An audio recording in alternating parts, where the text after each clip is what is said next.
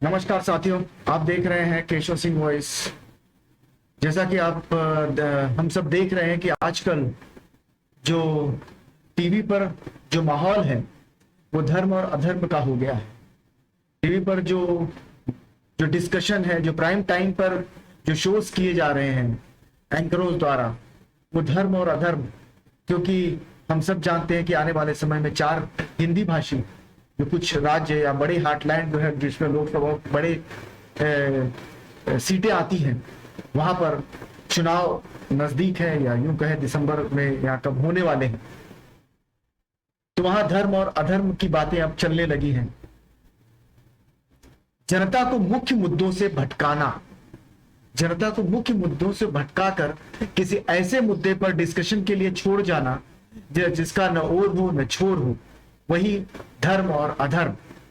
जो जो लोग भारतीय जनता पार्टी की विचारधाराओं से अगर उससे इत्तेफाक ना रखते हो तो वो अधर्मी हो गए हैं।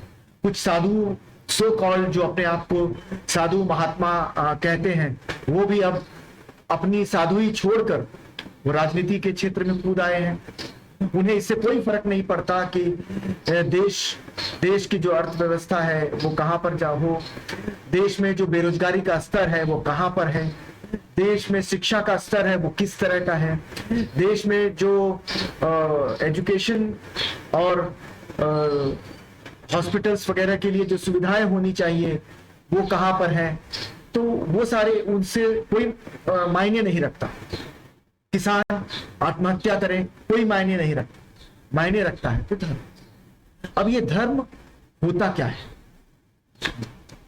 और एक संत है, और इस धर्म और अधर्म की लड़ाई में जो हमारे महान गुरु हैं, जो जिनसे एक ही पार्टी को जिससे फायदा होता है, वो ये महाशय है कि जब इन्हें पता है कि वो कई मोर्चों पर फेल है तो अब कौन सा एजेंडा चलना चाहिए, तो वो यही चलेगा, धर्म अधर्म और सनातन। कहा कोई भी जो है स्टालिन के बेटे को कोई नहीं जानता था, आज उदयनिधि को सारे लोग जानने लगे क्योंकि उन्होंने सनातन धर्म को डेंगू मलेरिया इन सबसे तुलना कर दी थी। जबकि यह वो जो उन्होंने जो बातें कही थी, किस परिप्रेक्ष्य में कही थी, क्या कही थी, उसे समझने की जरूरत है कि जो सनातन धर्म है वो है क्या, क्यों कही थी। उसे सोचने समझने की बजाय हम उस पे कि वो सनातन पर ही अटैक कर रहे हैं, सनातन को खत्म करना चाहते हैं, वो इस तरह की बातें कर रहे हैं। और इस डिस्कस के अंदर इसमें ये जो महाशय हैं ये आ गए हैं। एमपी में धर्म और अधर्म की लड़ाई। मैं कोई बहुत बड़ा ज्ञानी तो हूं नहीं, लेकिन फिर भी आप लोगों के साथ कुछ बातें रखना चाहता हूं। जो धर्म और अधर्म में अंतर क्या होता है वो बताना चाहता हूं। धर्म क्या होता है? जो कर्म को धारण करे, योग्य शास्त्रोचित हो, वह धर्म है। जो कर्म को धारण करे वो धर्म है। जिस कर्म को त्याग देना उचित हो वो अधर्म है। सत्य का पालन करना ही धर्म है। सही शिक्षा ग्रहण करना धर्म है। राष्ट्र की रक्षा करना धर्म है। अब हम इसे जो महाभारत काल में अगर हम जाएं तो उस समय जो धर्म को जो धर्म की जो परिभाषा की गई थी वो कुछ इस तरह से रही होगी कि अगर क्षत्रिय जो योद्धा होता है अपने धर्म का पालन करता है, ब्राह्मण यानी गुरु के धर्म का पालन करता है, तो जो उसे जो कार्य दिया गया है अगर वो उस कार्य को पूरी निष्ठा से निर्वहन करे वही उसका धर्म होता है। वैश्य शूद्र सिर्फ उसी तरह से बनाए गए थे, उसी तरह से उन कर्मों को लेकर बनाए गए थे। बाद में यही जाति व्यवस्था के अंदर चलिए। तो धर्म और अधर्म का जो जब हम बात करते हैं और सनातन की जब बात करते हैं तो कुछ इसी तरह की जब बातें होने लगती हैं। तो ये क्या है? हिंदू धर्म और सनातन धर्म में फर्क क्या है? ये जो दोनों ही धर्म है, हिंदू जो है, एक हिंदू धर्म जो है वो एक मान्यता है। हम उसे एक मान्यता के तौर पर हम उसे देख सकते हैं। हम उसे यह नहीं कह सकते कि यह जीवन जीने की एक प्रणाली है। हिंदू सनातन धर्म का भी वही है। कुछ हजार साल पहले जब हिंदू धर्म जैसी कोई चीज नहीं थी तो हिंदू इस धरती का नाम था, हिंदू इस धरती का नाम था और सनातन धर्म यहाँ के धर्म। तो हम उसे कैसे लेना चाहते हैं उसे हम कैसे देखना चाहते हैं, हम जीवन जीने की पद्धति हो, मानवता का उद्धार हो, यही धर्म हो। ये कहां से हिंदुत्व आ गया, कहां से मुस्लिम आ गए, कहां से सिख आ गए, कहां से ईसाई, ये तो जीवन जब मनुष्य के आने के बाद ये सारी चीजें जब पैदा होने लगी, ये सारी चीजें जब धरती पर आने लगी, तो ये मनुष्यों द्वारा पैदा की गई सारी बातें हैं। अब यही बात जो है वो ये आशय जो है, राजनीति जो है वो पत्नी है, धर्म के प्रति धर्मपति है, बोले रामभद्राचार्य।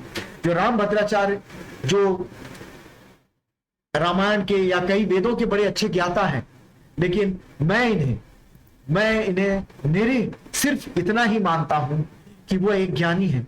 लेकिन वो व्यक्ति जो समाज में द्वेष पैदा करे, भगवा वस्त्र पहनकर समाज में अगर वो द्वेष पैदा करे, तो वो कभी कहीं से भी किसी भी तरह से वो संत नहीं हो सकता। हमारे हिंदू धर्म हो, हमारा सनातन धर्म हो, सनातन में जो हमारे ऋषि मुनि जो रहे हैं, उन्होंने हमेशा से शांति का ही प्रयास किया है, शांति के लिए लोगों को संदेश दिया है और विद्वेष को समाज से हटाने का कार्य किया है। लेकिन ऐसे कुछ संत महात्मा जो अब आ गए हैं, जो किसी राजनीतिक पृष्ठभूमि या राजनीतिक लोगों को अपना आशीर्वाद देते हैं, राजनीतिक लोगों को कि उस विचारधारा से प्रेरित होते हैं, और वही उन्हीं की बातों को वो आगे बढ़ाते हुए जब बातें करते हैं, तो वो अच्छी नहीं होती। वो समाज में द्वेष फैलाने का ही काम करते हैं। समाज में भाईचारा फैलाना, यही हिंदुत्व है, यही सनातन है मेरी नजर। मैं ऐसा सोचता हूं, मेरी सोच यही कहती है। तो जो सनातन धर्म है, रामभद्राचार्य जो आजकल हर चैनल्स पर करीब जितने भी गोदी मीडिया के चैनल हैं, वो सभी चैनलों पर अब इन्हें लाया जाता है, इनसे आशीर्वाद लिया जाता है, ऐसे हाथ करके आशीर्वाद देते रहते हैं।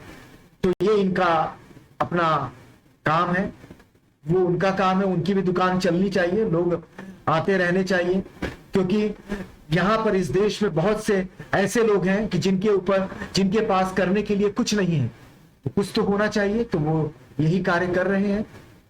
हिंदू मुस्लिम दिन भर करिए, लोगों को भड़काइए और यहीं से अपनी रोजी रोटी ढूंढिए, क्योंकि पॉलिटिक्स की जो दुकान है आज के तारीख में, आज की इसमें अगर देखा जाए तो सिर्फ और सिर्फ वैमनस्य के ऊपर है। अगर जो प्यार की बात करे वो देश का दुश्मन हो जाता है, धर्म की बात करे मतलब हिंदू और मुस्लिम करे अधर्म, वो धर्म होता है। मेरी नजर में वही सबसे बड़ी अधर्म है। चाहे हिंदुओं चाहे मुस्लिमों के मौलवी अगर ऐसी बात करते हैं, चाहे हिंदू चाहे किसी भी धर्म के लोग अगर मानवता में भेद करते हैं, तो वो सबसे बड़े मानवता के दुश्मन हैं, वही सबसे बड़े देशद्रोही हैं। उस देश के साथ हम जहां पर रहते हैं, जिस मिट्टी में रहते हैं, वही हमारा होता है, वही हमारी जननी है, वही हमारी माता है। धरती ने हमेशा हमें खिलाया है, हम उसी की गोद में खेलते हैं, पलते हैं, बढ़ते हैं। माँ के बाद जब पहला कदम जब पड़ता है तो धरती पर ही पड़ता है, तो वो भी उसकी भी छाती पर चलकर बड़े होते हैं। मैं तो ये कहूंगा कि बड़े होने के बावजूद, बड़े होने पर भी हम उनकी उसी धरती माँ की छाती